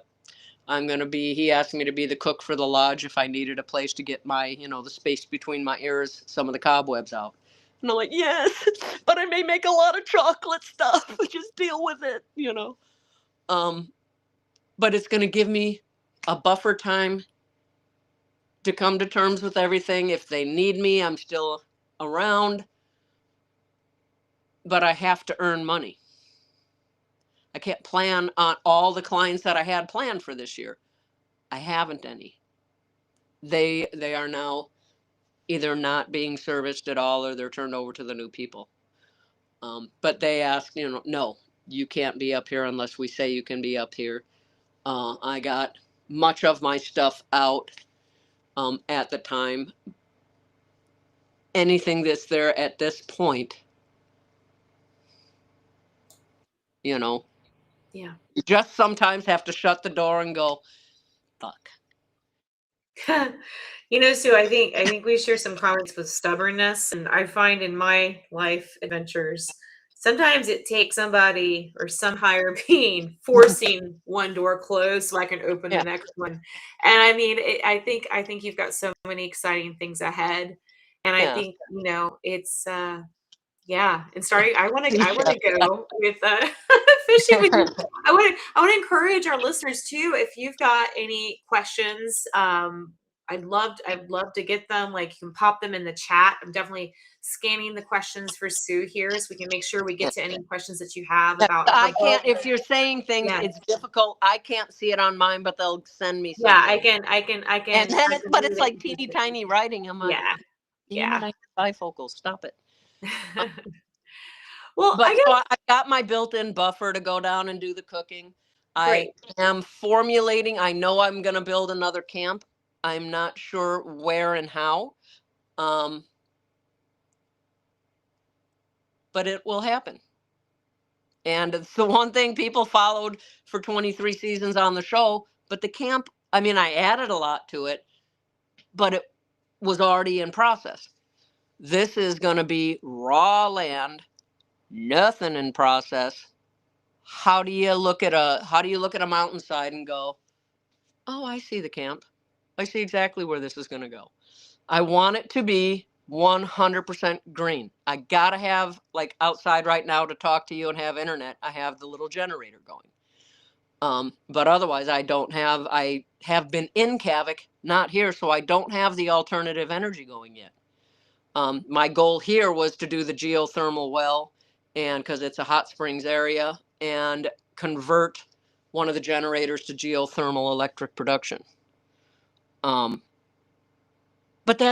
what do I know about that? Fuck all. But I can learn.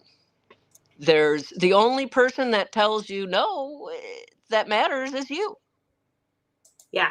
Sometimes we need to, I mean, I have the emotional stability of a Ritz cracker. There are definitely some, like you were saying, it takes a bigger power to sometimes get you to, no, you need to not.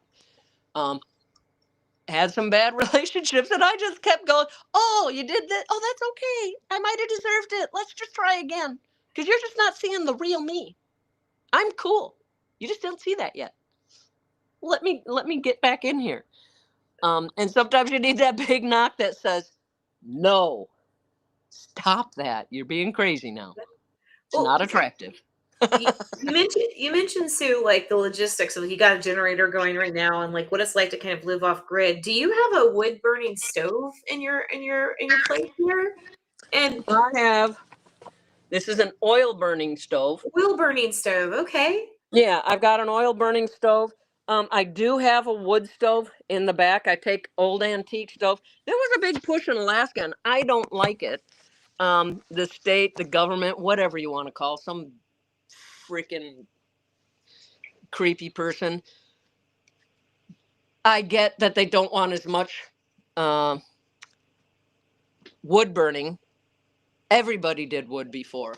Not that we're depleting our forests. We don't even have 1 million people in the state yet. Hmm. But we have the conditions where that um, smoke and those fumes rise, and then we have an inversion, and it comes right back down, and it's poisonous. It's not good for you. Okay. Um, but so they took all the old antique stuff, and if you brought it in, they give you $200 or $200 off on a thing. And I'm like, no, you don't. So I started going around collecting these things. They're beautiful. Yeah. They are historic. And for the little cabin down here, um, if I go down inside, I lose the internet, so I won't be able to show I you don't anything. know. But I took that original. It was a stove because everything in there is made. The first carved signature in that cabin is 1852. You've got a lot of other ones, and then mine when I was a kid, and then when I got back in on the show and I started redoing it, I signed it again. But I took an age-appropriate 1852 stove, refinished it, all the nickel plating, did, and my kids, because I'm a hoarder and I pick everything up. Anytime we got shells, anytime like the old 1906 theater that was in Fairbanks, when that shut down, they had these beautiful Art Deco pieces on the sides of all the things. I got some of those. And but I've got lots of that stuff. And when the kids were little, I cut stars out of trees and I'd put them up on their walls, and they had stars. And then I would, when they were down in South Texas for a while, I did crop dusting. I flew crop duster and did some, and I was doing curating for the Texas Air Museum and the Confederate Air Force. They since changed the name and moved to Midland. But every night when I was there doing the crop dusting, we were in Harlingen and Rio Hondo, and I give them a ball jar at night because they were afraid of the dark too. A lot of people are. And they'd be, no, we need a night light. No, no, we ain't getting that. You're going to get a natural one. So we go outside and you have lightning bugs.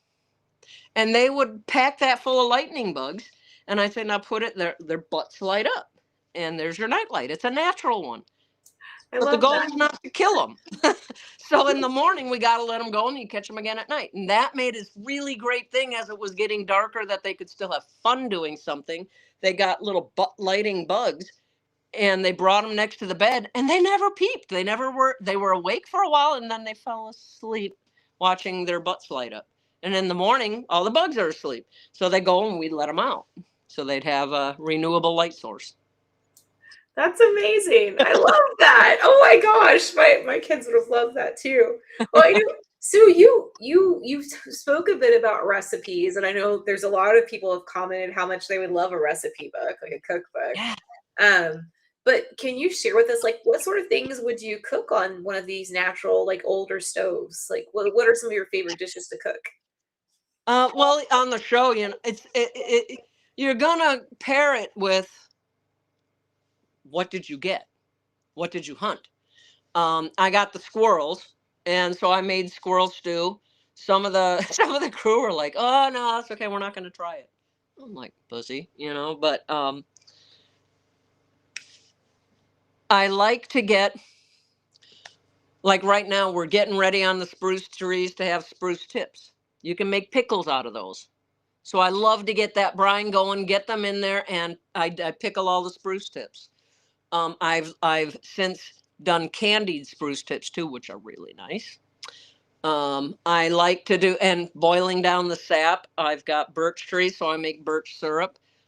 I on my I made the green roof, so I plant things on there, and I tend to make all of my herbs there medicinal and edible flowers. I put strawberry plants up in there. I want to make, I'm trying to refine what exactly I want. I love edible flowers, and the nasturtium seeds makes good pepper jelly. Um, Ice caribou is probably one of the cleaner, better tasting meats on the Arctic plains. It's such a cleaner, softer meat. Down here, they're eating different products, a lot more pine, a lot more bitter things, and that's reflected. You are what you eat. So you have a lot more acidic, tough quality to the meat. Still pretty soft. Moose is always a little tougher, but it's good. You get a lot of it. How can you not like that? Um, right now, with the way that my neck has been feeling and the arthritis or whatever's going on, and we got to check this out again. They want to make sure nothing creepy is still growing. But it's been a rough a couple of years. But I'm a big foodie. I liked, you get a nice grouse, you get those breasts, you pound them out. There's a tendency for them to be a little bit dry. How are you going to cook it to retain that? Um, I make a nice raspberry sauce with it. I make my own cheeses. So, and today I had 2 bananas left, and I didn't want banana bread in the traditional sense where it's a quick bread. I made gluten-free white bread and then added the banana in there. And so it's very light, and then I added a little layer of cinnamon through it and honey. And it's really yummy. But I'm one person. Although Yeah. my dog loves bread. Well, we're getting questions too about your medicinal salves and recipes for medicine. Do you think you might include those in a future book? Yep. Yeah, I think there's room as long as people let me know what it is they're interested in. Hmm. You know, they like what you do, the medicinal plants. The food is medicine. Food is, it's more than just a McBurger. Yes. There's, and your health may depend on instilling a person's health may depend greatly on instilling. Okay, you have your doctor, nothing bad with doctors.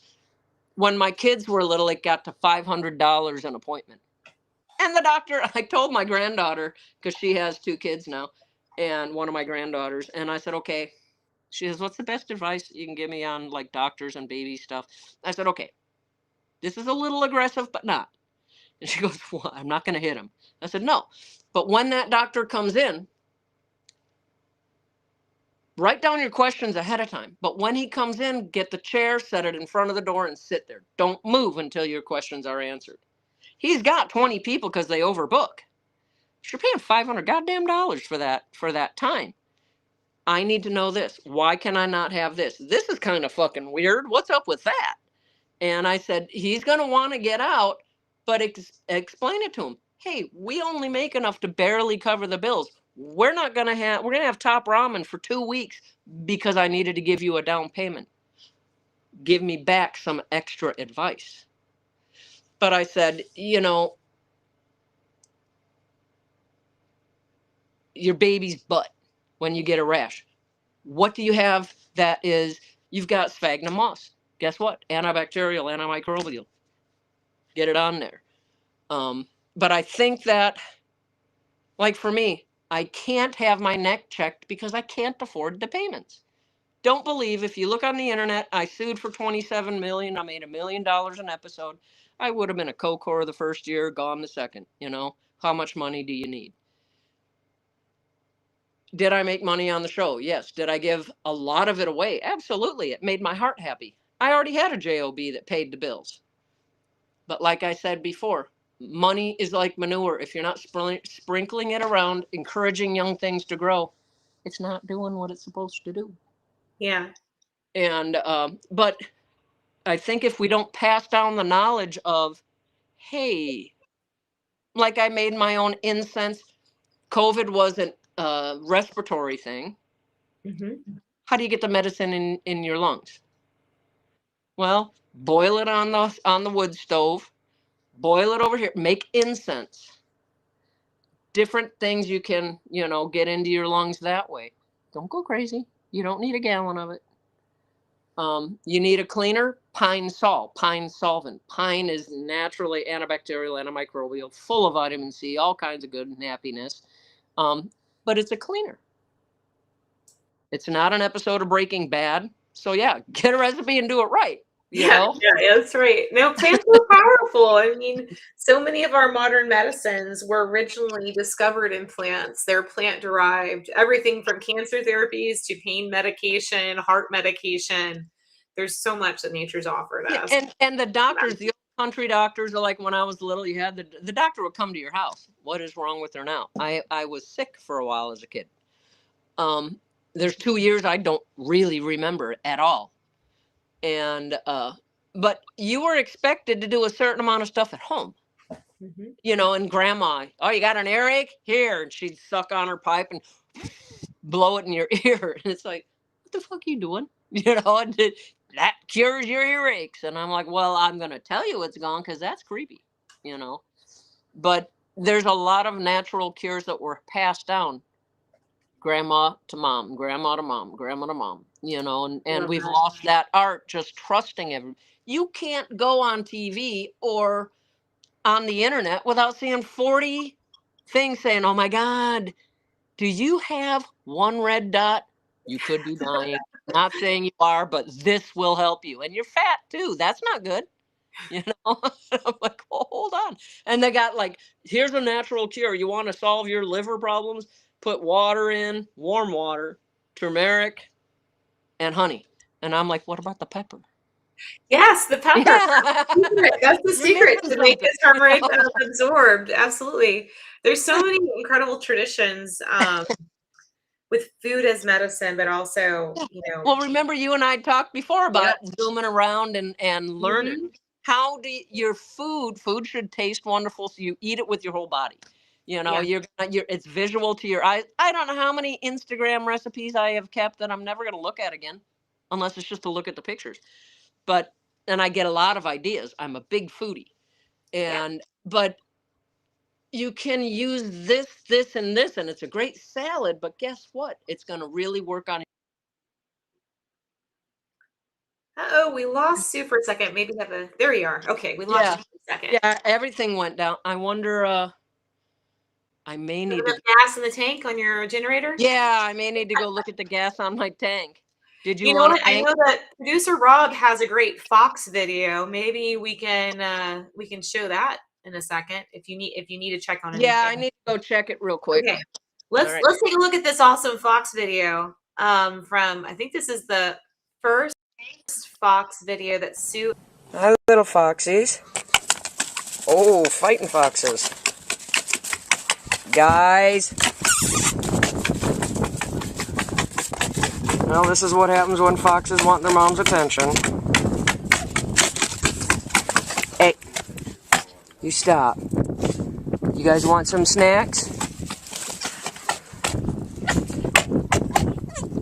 What is it? Can you talk? Tell me.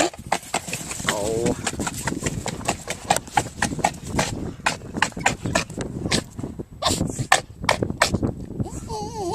Tell him. I know. Woof. Woof. Can you tell me again? What do you want? Woof. Tell me. Woof, woof. Can you say it bigger?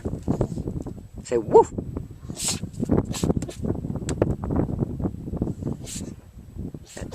Gotta say it loud enough so that I can actually understand you. Can you say it? Okay, that's pretty cute. Alright, I get it for you. Whoa. Can you tell me?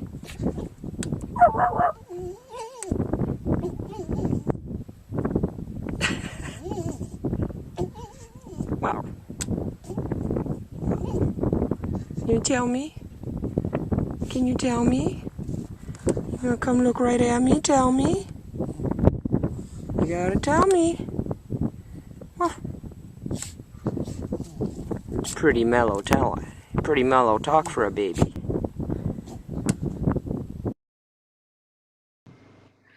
Amazing. Aren't those adorable? I saw there's lots of comments in the box about little foxes. I think Sue is just checking on her generator, making sure she's got enough fuel in there to keep the internet signal going, and she'll be right back. But in the meantime, I can tell you a little bit about the way that Sue and I met was actually on the Foodie Pharmacology podcast. We both work with producer Rob Cohen and Christine Roth, and we're in our 8th season of Foodie Pharmacology. It's a podcast that covers, the science behind our foods. We talk a lot about medicinal plants as well, natural medicines. This season, we've got some incredible episodes coming out also on food for pets. Not that the foxes are pets, but we have many of us have our companion animals that need good foods as well. And then I can tell you a bit about my book, The Plant Hunter, while Sue is working on her generator. So this is the paperback or the hardback version. There's also a paperback version that's out, and it covers my journey in science as a disabled woman looking for new cures from nature. So Sue mentioned that she's battled an infection with MRSA from her bear attack. And MRSA is actually a bacteria that I work on in my laboratory. So I'm a professor of dermatology at Emory University School of Medicine in Atlanta. And my research team scours plants from around the world that people are using in traditional medicines to battle infection. And we're looking for and finding some really, really powerful new medicines from nature. And so it's always fun to speak with someone like Sue, who has this appreciation for nature. And some of the questions around where to find Foodie Pharmacology, you can do so through a couple of ways. We're streamed on any of your podcast streaming services. So you can find it anywhere you listen to podcasts. We also have a YouTube channel called Teach Ethnobotany. And on that YouTube channel, you can also find video versions of the podcast, including 2 incredible episodes in which Sue and I have a chat together about her life in the Arctic, as well as a full episode that led up to her book release. So she's pretty awesome, and we're back. Amazing, Sue. So everything good out in the wilderness? It's not a happy machine. I think it needs to just kind of be taken apart maybe this evening and gone through. One of your many skills that you can do. Amazing. Yeah. So for questions, for those of you looking for my book, you can go to CassandraQuave.com, The Plant Hunter. You can also find it on any of your local bookstores or on Amazon. But CassandraQuave.com's got the links to everything there. And maybe producer can pop up that website for you. But Sue, I did have a couple of other interesting questions for you. Going back to hunting, first of all, we saw the fox video was adorable. Which one was it? It was there were 2 of them that were kind of I would say having a conversation with each other. A little bit of tussle. They are very verbal, very conversational. Yeah. And Rob said that was the first video that you'd ever sent to him of the foxes, and it was super, super cute. Okay. Now, so sorry, it's going to go a little crazy for a minute. It's running out of batteries. So I had to plug it in.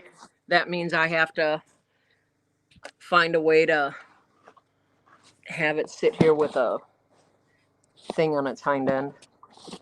Okay. You got it. Look at you. Fixed it.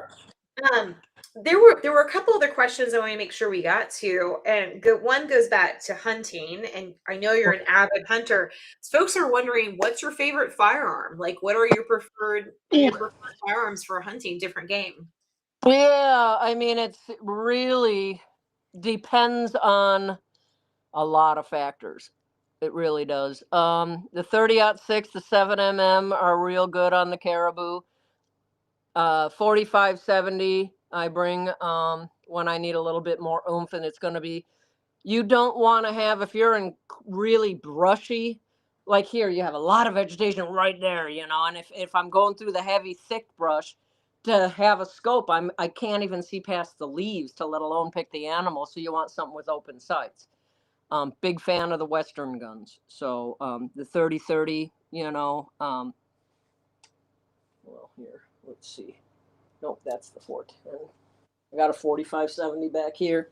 Nice. But I've got the 375 H&H. That is when I have a real big, I have a 10-foot squared grizzly, a little over 10 foot. That's where, you skin them out and you've got 10, 11 feet each way. And he took some knockdown power. So I got a 375 H&H for that. And you do leave a big hole. But the point is, you want to survive. I like the little 410s. I like the 20 gauge. Since what I'm dealing with here and the pain that I'm feeling, and it's a lot of pain. Yeah. Hopefully, it's going to just be the arthritic type pain because it was a really, like, I was pretty sure we were in our 28th year of this winter alone. Yeah. And, but it caused a lot of, I think it's just like the RA, a lot of swelling, a lot of pain from that. But I'm not willing to put a big heavy duty rifle on my arm until I know more about Yeah, that. because they have a pretty big kick. Some of these. Yeah, they do. You Yeah. have other things that don't have as much of a kick. And I'm wondering, I've got a lot of scarring. It took 9 surgeries to get this back to working. I've got a lot of banding on my ribs on this side. We took bones from the left side to make a new collarbone, part of the shoulder joint and upper arm on this side. So I've got a lot of things going on. Yeah.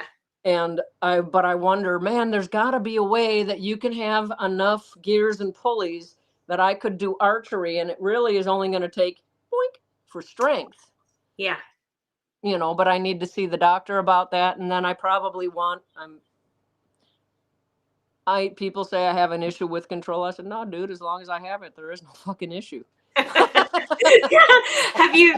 Yeah. Well, I'm thinking the only guns that I have that don't have a kicker are 22, but you can't take down much of anything big with that. So have you ever been bow hunting? I've never I've played around with those. I took archery in school when I was young. Yeah. And I did all right with it, but you just, targets. Yeah. I have not done it as a lifestyle choice because, John Wayne and lots of Westerns, use guns. Mm-hmm. And nobody showed it to me. Had somebody taken more time and said, I've got this old thing sitting here, take it, use it. Yeah. Then I could have. But I have an insane amount of weapons, actually. And it's still, I see other ones, and I'm like, I've got a buddy. He's in his late 80s, and he wants to sell off everything he has. And oh my God, he's got some beautiful stuff. And he's like, Susie, you got to get down here. I'm like, dude, I'm going to have to sleep with your cousin or something to get this stuff. I don't have money right now. Why are you showing me these things? And I'm like, ooh, okay, I want that one. I want that one. I've got a 30-30 collection. Do you have any favorite, are you a big pocket knife person or more of like a Bowie knife? There was, hold on a second. Let me see if I can reach it. This might take, if you hear me yell, I'm okay. Okay, don't fall.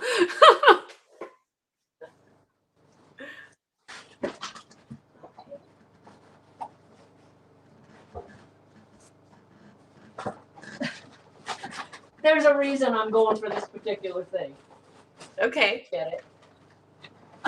Okay.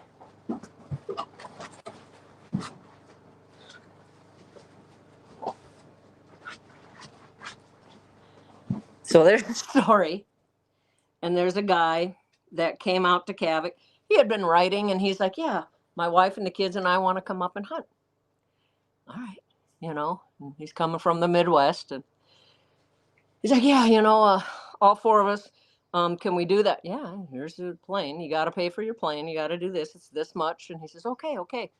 Then right before they're supposed to be there, he's like, ooh, my wife and the kids aren't going to be able to make it. We have some stuff happen. Can we take the deposit and put it on next year?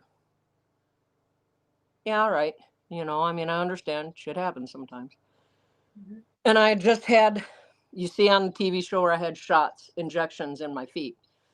And I just had all that done, and they're like, yeah, we need you to stay off of them for a couple days. I said, that's not even an option. Get on the plane, come back. I had a full camp. I had it was an almost brother-in-law watching while I went down and got the shots and all that, and did some shopping and came back. And that family should have landed by then. Well, I get off the airplane and I'm looking, it's dinner time. I just go in and I cook and I start bringing all the plates down with Rick. And I'm like, where's that family? I don't see him anywhere. He says, oh, well, it was only the guy. And you'll talk to, and I said, well, is that his plate here? Yeah. Where's he at? I go knocking on the door of his trailer to see what's going on. And anyways, I couldn't get a hold of him. So I go back. My feet are killing me and I need to get off of them. And I used to wear the gun belt all over the place. I took it off for some of the filming because they got a safety person. And when I needed to have both hands and not look around, then, I didn't want that. But anyways, I get in there into the Twinkie, and here's this dude, and he's got this knife, and he's twirling around. He says, I'm really upset. And I said, well, your dinner's over there. This is not the dining hall. This is my place. Where's your wife and kids? They didn't come. You know what? I have been here now all day. You weren't even here. You haven't even told me you love me yet.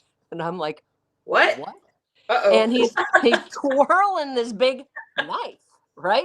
Twirling it. And he's saying, and he's doing this when he's talking to me. And I said, dude, you are every woman's dream that saw that show, because you just brought a knife to a gunfight.